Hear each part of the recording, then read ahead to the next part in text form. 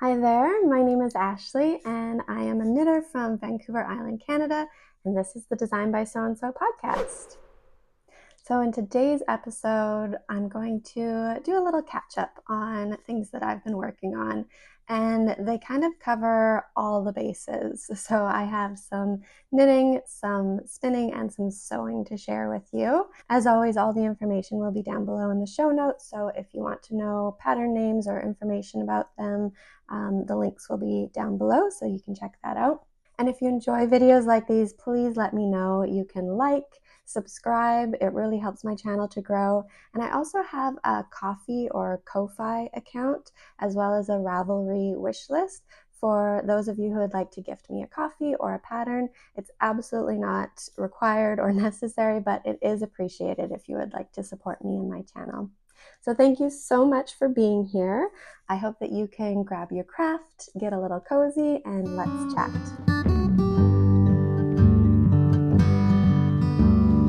So you might notice that my background is a little different.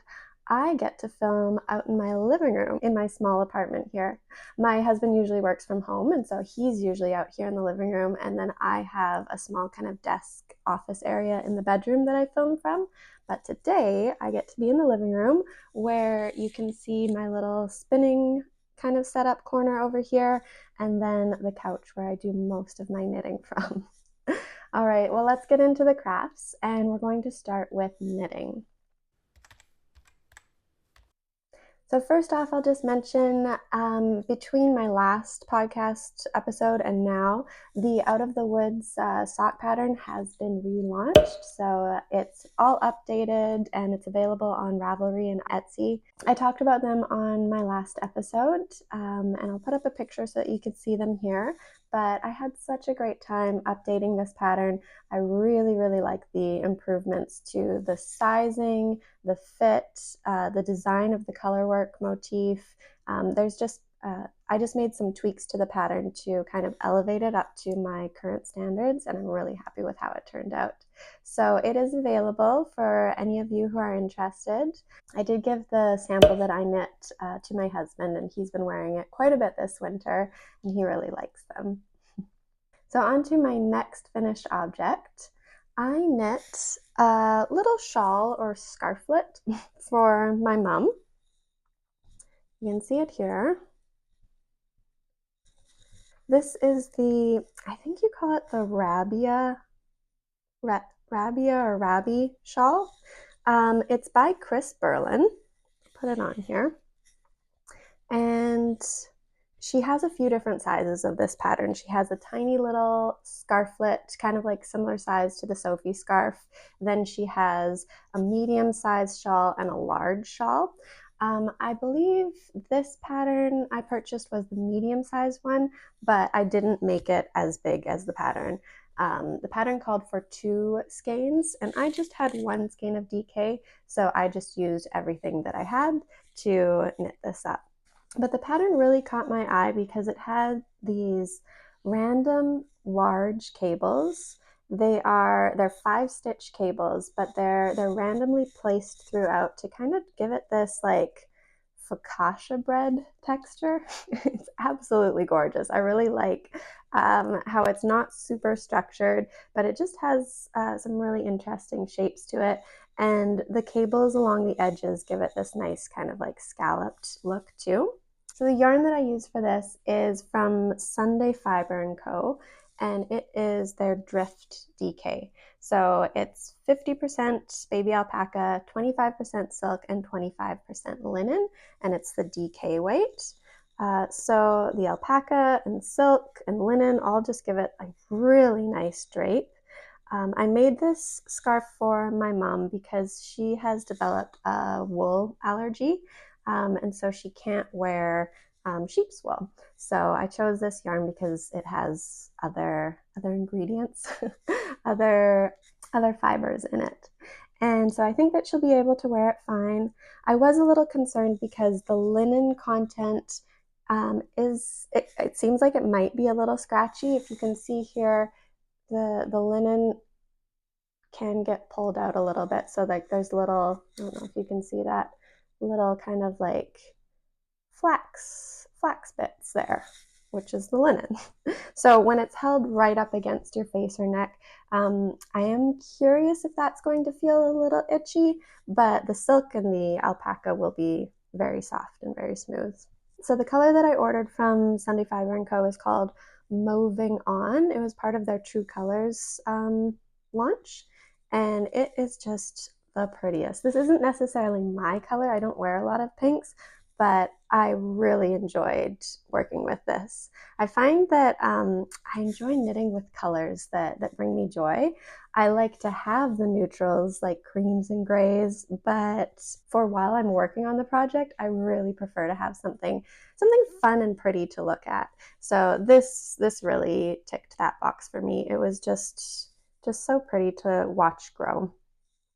So mods that I made to this pattern, like I said, I was just using one skein of DK, and so basically I just weighed my ball, I knit to the halfway mark, and then I looked at the chart on the pattern to see where the decreases kind of coincided with where I was at in the increases, so that I could just kind of like mirror image basically like where I had worked up to, and now I was going to start doing decreases. So yeah, just looking at the chart, I was able to figure that out. And then I didn't think that I'd have to play yarn chicken, but when I got to the very end, I ran out of yarn with about like 16 or 20 rows to go. So I went back to my cast on point and I ripped it back, which is really not an easy thing to do, to rip out your knitting backwards. So you have to kind of keep pulling it through. It doesn't just unravel easily. But anyways, I ripped back and then just quickly did some decreases to make this point a little bit shorter. The pattern actually has it as more like an elongated point there. So I made the original cast on point shorter, and then I had enough yarn from that to go to my bind off edge and or point there and do the same amount of decreases. So that's that. I am really happy with it. I think it's super cute. I would like to make a full-sized one next, though. I think that this pattern texture just looks beautiful the bigger that it gets. So next time I would like to get the 2 skeins and yeah, make a full shawl with it. But I think that this is quite beautiful, and yeah, I could see my mom wearing it a few different ways.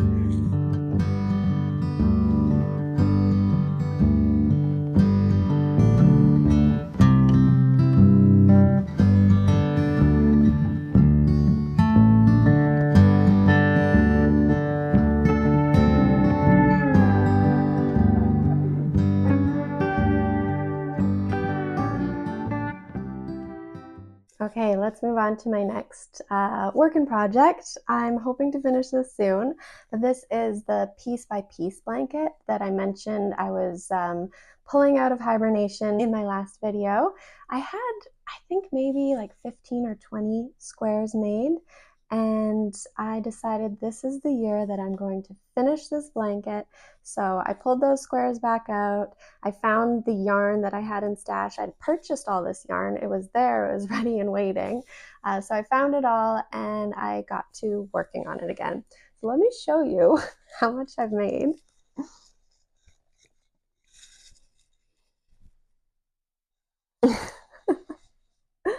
So these are my blocked squares. And then I've made a few unblocked squares as well. So I just have, I think, 2.5 more squares to go. But yeah, the pattern just has all of these different color work motifs that you go through, and you make little squares that you then do a crochet edge around to tidy up the edges, make them more square, and then you're going to join them together again with a crochet hook. And then there's options in the pattern too on how to do a border. So you can knit a border, you can do an I-cord edge around the edge. So I'm not quite sure what I'm going to do yet. Knitting the border sounds nice for the quilt, like it would be nice and soft and kind of give it like a thick kind of edge and border to it to just kind of like frame the quilt nicely. But I feel like knitting across like this 6-foot long blanket might be a little difficult. I don't know if I have a cord that's long enough to do that. So I kind of like the I-cord edge bind off idea, just because it would be so much easier to do. You're binding off, so like really you're just knitting that short little width of your I-cord. So I think that would be a little easier to do around the entire quilt, but I'll see once I've joined all the pieces together. I'll see what I decide. So I'll talk about the pattern first and then about the yarn. So the pattern is super fun if you are ADHD and need to have, something different to work on. This is exactly it. Every square is a little bit different. They're quick and easy to do, so you can do, 1 or 2 a day. It's very rewarding in that way. It is colorwork knit flat, so you are doing colorwork on the wrong side also as you go, and that can be a little tedious and a little difficult as a beginner. That's actually why I put this project aside in the first place a few years ago, just because my knitting skills were not quite at that level. I found it really difficult to do the colorwork flat. But I was ready to tackle it again this year, so here we are. So I followed Anna's instructions. She actually gave the suggestion when you're knitting this pattern to complete the squares. So not just knit them, but weave in your ends, do the crocheted edge so that you're not left with, like 50 or 75 squares at the end that you have to weave in all your ends, or you have to do the crocheted edge.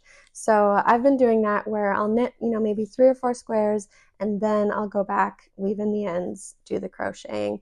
So it just makes each of those steps like a smaller pill to swallow. Something that I really tried to do actually was weave in my ends as I knit. I don't know if you're familiar with like the Weaven Steven method. I'll find a video and I'll link it below, but it's basically while you're knitting, you work your end, your tail, into your knitting. So you're weaving it as you go, and you don't have to go back with your darning needle and then weave it in. So each of these squares have either 1, 2, 3, 4 tails or 6 tails, depending on if it's 2 colors or 3 colors. And after getting into it and practicing, I kind of figured out how I could weave in all of the tails except for the final bind off tail there. So all I'm left with is just 1 tail to weave in with a darning needle or with a crochet hook. So that helped a lot. And then you go back, show you this one, and then you do your crochet edge. So you're going to have 2 more tails from that crocheted edge. So in the end, I had to weave in three tails. So there's the 2 cream there from the crocheted edge, and then the 1 final bind off tail. So it kind of saved me time. I don't love weaving in ends, so I find it very satisfying when you're able to kind of skip that step to do it while you're knitting. Okay, let's talk about the yarn for this. So I used, it's called Fin Bulky from Brine Dyeworks. It is, she's an Alberta-based indie dyer. The yarn mill is actually in Alberta, Canada also. So I'd mentioned this before, but that's my home province. So this blanket has an extra special place in my heart just because it represents home to me, being from Alberta sheep and an Alberta dyer. So I really liked that idea. So this yarn, it's a bulky yarn. The pattern, the piece by piece blanket is actually written for a DK weight, but being a blanket, I don't think that it really matters. You can play around with yarn weight because it'll just make your squares bigger or smaller, and then you can decide how big you want your final blanket to be based on however many squares that you have. So yeah, this is a bulky weight yarn. And last time I filmed, I said that it was a single. It looks like it, but it's actually a 3-ply. So I'll show you here. There's 3 plies that are just like very loosely spun. So it's hard to tell in the yarn that there's those 3 individual plies. But it is a 3-ply, so it's a lot stronger. It's actually kind of difficult to rip apart. There we go. But yeah, it's great for spit splicing. It is just like a woolly wool. It's a little bit more rough while you're working with it, but I was so shocked. Once you block it, it just like blooms and opens up and gets really, really soft.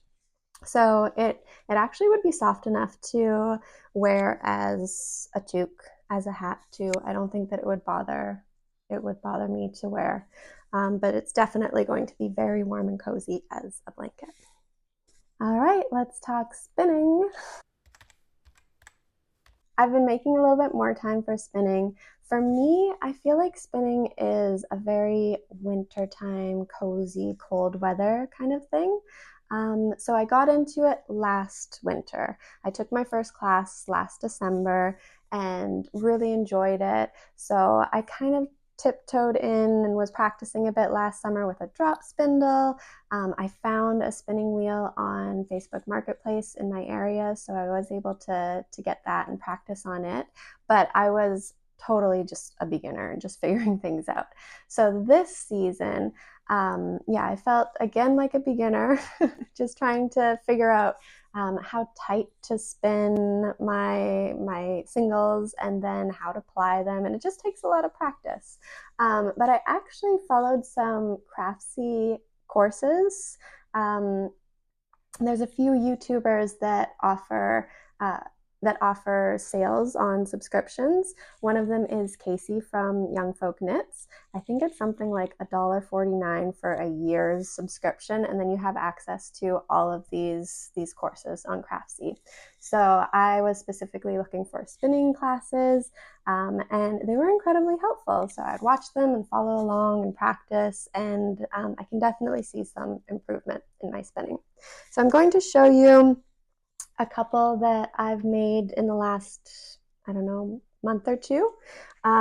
Everything that I've been using is Bramble Ridge fibers. She is Canadian based. I have been trying to buy more local to me or Canadian dyers just because of the shipping rates, and then also the duty and like extra charges from when I order out of country can get a little crazy. So I've been trying to focus just on Canadian small businesses. So this was my first one that I did this year. Straighten it out for you a little bit. So yeah, this is Bramble Ridge, and the colorway is Duck, and it is on Cormo. So it was a very easy fiber to spin. I don't know if you can see there, but there's quite a bit of inconsistency. There's a lot of kind of thick and thin. You can see where it's pretty thick there and then goes to thin. But it was fun to learn with. I really love the change in colors here. And I think that this will still definitely be knittable, especially in something like color work. Kind of hides the changes in yarn weight. And if there's like super, super thick spots or super thin spots, I could just decide to kind of cut that out. For example, like this guy right here. I don't know if I would knit with that just because it's so big. I mean, one of the plies is like super floofy and the other ply is tightly spun. So I might just rip that out. But if you continue on, that is a lot more consistent. So yeah, I don't have any plans for this one specifically. I was thinking maybe Manhattan Hat by Tori Yu. I think that might showcase it nicely. or color work in a sweater like the Bloom sweater by Sari Nordland. Oh, this would be so pretty. So we'll see about that. But yeah, that was my first one. Then I moved on to this one, and this is also Bramble Ridge, and the color is, where is it? Someone's Grandpa, which I really like. It's like a grandpa sweater. So it's very dark and moody. There's blacks and greens and burgundies and some yellow in there. This one is Corriedale. So very long staple. People say Corriedale is a good beginner's fiber to learn to spin with because it is so long, and so it just grabs and it doesn't like fall apart or rip apart while you're spinning. But I found it kind of hard to make a fine ply. So I was hoping, for something like sport or DK weight, and this ended up being more so worsted to even Aran in spots. So again, it's not super consistent. You've got some thick and thin going on again there. But it is better from my first spin. So there's some improvements there. And now I'll go on to my third, which I'm most proud of. I'm so happy with how this one turned out. This is exactly what I've been wanting for. It is yarn. It's yarn that's knittable, and it's just perfect. I'm so happy with it. So this is Bramble Ridge Shoreline.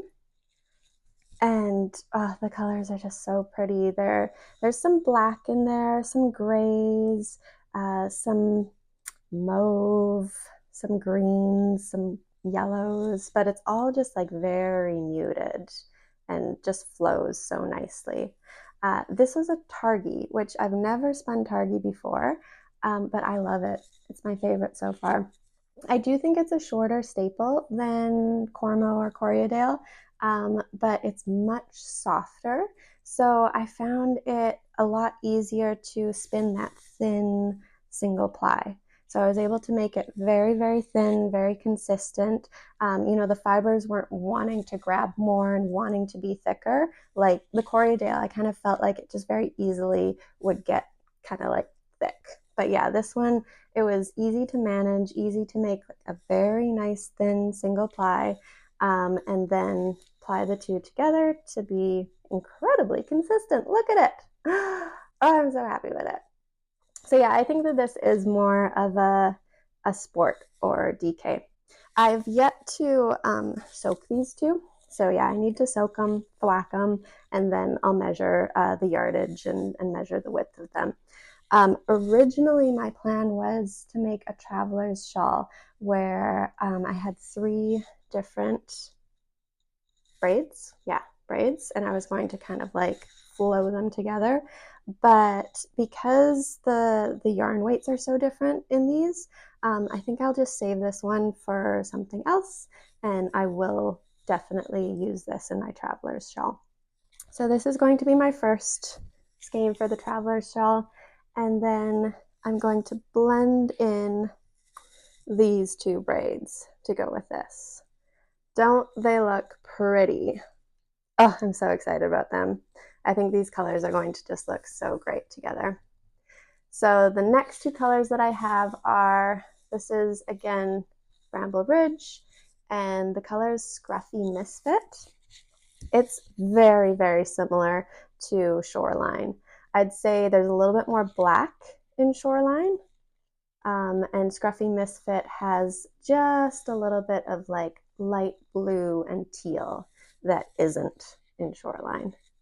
So my idea was to make 1 ply of this, and then another ply, this braid is falling apart, from this guy. So this is from Spin a Good Yarn. They're actually a company here on Vancouver Island, and so I purchased this at a yarn festival in the summer.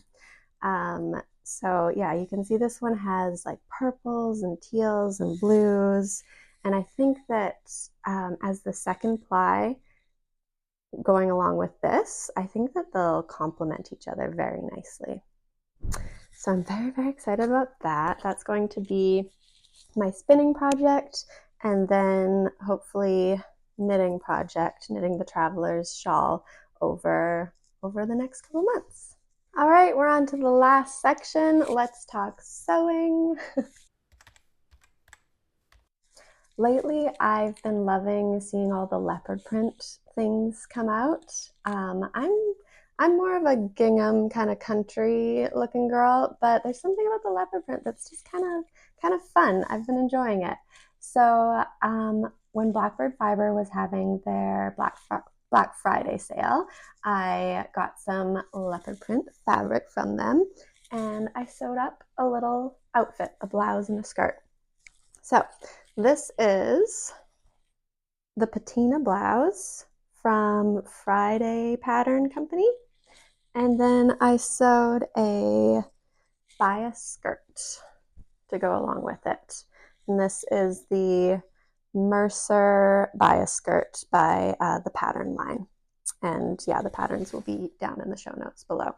So this is my fun little leopard print outfit that I made up.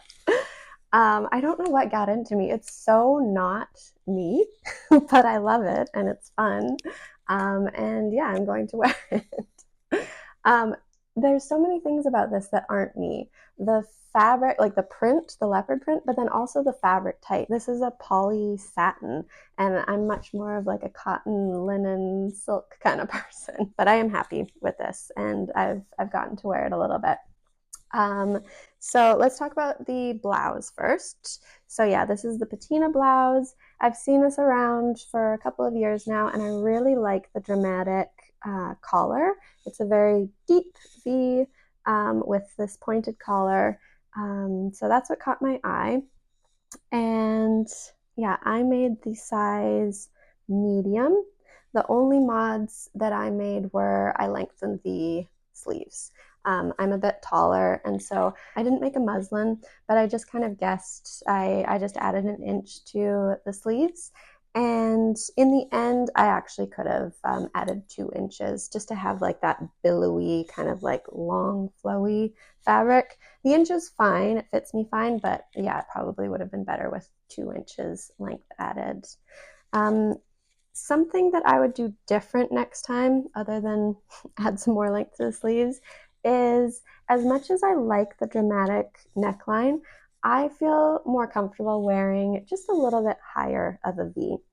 I don't love the look of having like a camisole or something showing, underneath. But this just is a little bit deep for me. So yeah, I think I would prefer to adjust the pattern a little bit to kind of bring up that V, but then I'd also have to adjust like how the collar fits. So yeah, I think it would be a little bit of a complicated mod, but still definitely doable. The pattern also has like a short sleeve option, which I think is super cute for summer. So yeah, maybe next time I'd make it in a cotton short sleeves and just bring up that V just like a little bit. As for the skirt, this is the Mercer biased skirt. I made the size 6. No changes in the sizing. I think I added some length, like a couple inches. I just held up the pattern pieces and decided what I wanted for the length so that this would hit mid-calf. Something that I did different, which I don't recommend, is I saw this kind of like fun red elastic, and I just thought like, ooh, leopard print and red, it's kind of fun. But the pattern actually calls for a wider elastic, and that would be much better. So next time, just follow what the pattern says, because basically you aren't supposed to tack down your elastic so that there's no seams showing around the waistline. So you're kind of counting on like that structure of the wider elastic to fold over and just stay folded over. So with this thin frilly little elastic, it wants to pop up. So I did end up tacking it down, just top stitching every 4 to 5 inches just to hold it down. And when I'm wearing it, the elastic doesn't roll over, it does stay folded down properly. And just because this is such like a busy print, you really can't see the top stitching, the tacking down that I did. But if you were using one of those really smooth satins, you would be able to see it. So yeah, I would just follow the pattern instructions. So onto the fabric. I don't like sewing with this flimsy like polyester. It's not my cup of tea.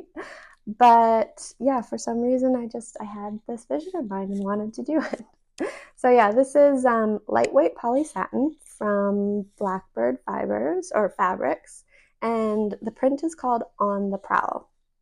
I'll be honest, when I ordered it, I was hoping for something of a bigger scale.